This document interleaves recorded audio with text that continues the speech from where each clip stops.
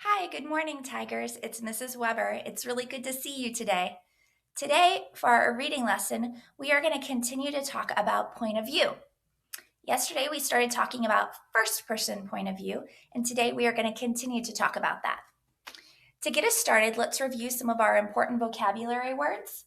The first vocabulary word that we talked about yesterday was this idea of a narrator, that every fictional book has a narrator. And a narrator is simply the person or the character who's telling the story.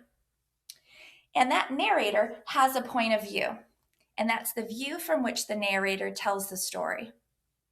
We talked about first person point of view, and that's when we have a main character of a fictional book or an autobiography, and that main character is telling the actual story. So there's different points of view. We have first, second, and third person point of view. As a third grader, you are expected to understand the difference between a first person point of view and a third person point of view. So first person point of view is simply when we have a main character who's telling the story. Today, I want to look at a book called The Frog Prince. And I'm going to read this version of The Frog Prince to you because it is told in first person point of view. The main character is who is telling the story. And we're going to do some thinking as to how we know it's told in first person. Well, yesterday we talked about how our stories have word clues or pronouns that help us understand who is telling the story. One of the word clues we talked about was the word I, me, my, mine, we, us, our, and ours.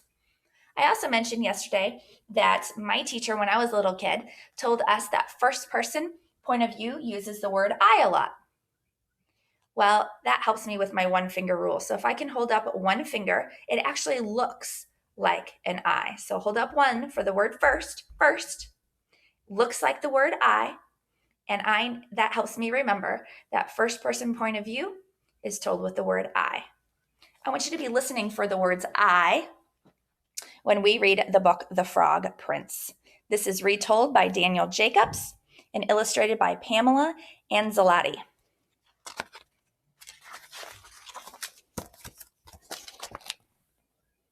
Try to get that right here. My name is Cora, and I'd like to tell you about the day that changed my life forever. One afternoon, I was rowing through muddy waters, which is not my favorite job. Why was I here in these muddy waters? My little sister Lizette wanted a ride. That's why. My job was to keep Lizette out of trouble. Wherever she went, I went. While I paddled, Lizette played with her golden ball. Watch, Cora, I'll catch it with one hand, she called. Careful, Lizette, I said, steering the shaky boat. Suddenly, Lizette screamed like her hair was on fire.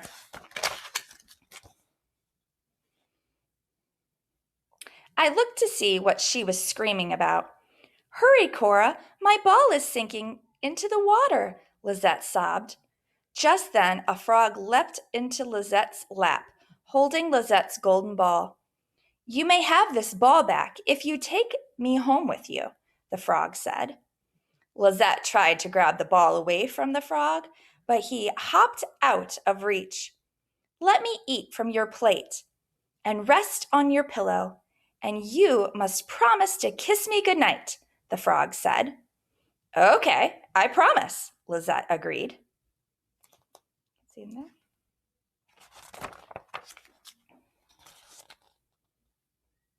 When we safely returned to shore, Lizette ran from the frog and into our house. The poor little frog hopped after her. Wait for me, Lizette, he called. Remember your promise. But before the frog could reach our house, Lizette slammed the door. I caught up to the frog and said, I don't know why, but Lizette is so mean. But don't worry, frog. I'll make sure you get your dinner. I carefully put him in my pocket and went inside the house. As soon as dinner was served, the frog jumped out of my pocket and onto the table. Splat! He landed right in the middle of Lizette's plate. Papa looked upset. Cora, he yelled, get rid of that creature. Before I could grab the frog, he hopped onto Papa's shoulder and whispered into his ear. I wonder what he's asking or telling. Did you make promises to this frog? Papa asked Lizette. Yes, Papa, Lizette whispered. Then you must keep your promises, Papa told her. So listen. So Lizette let the frog eat from her plate, but only after she covered her corn in hot sauce. Ooh, that wasn't very nice. Lizette even let him rest on her pillow, but only after she had filled it with rocks.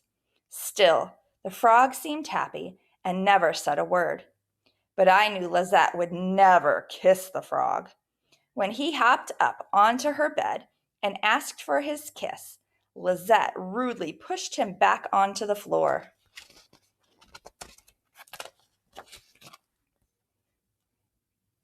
I didn't think that was very nice, so I picked up the frog and gently kissed his head. Then a surprising thing happened that changed my life forever.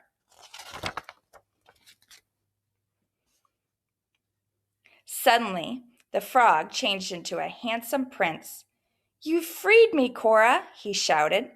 "A mean witch cast a spell on me that turned me into a frog.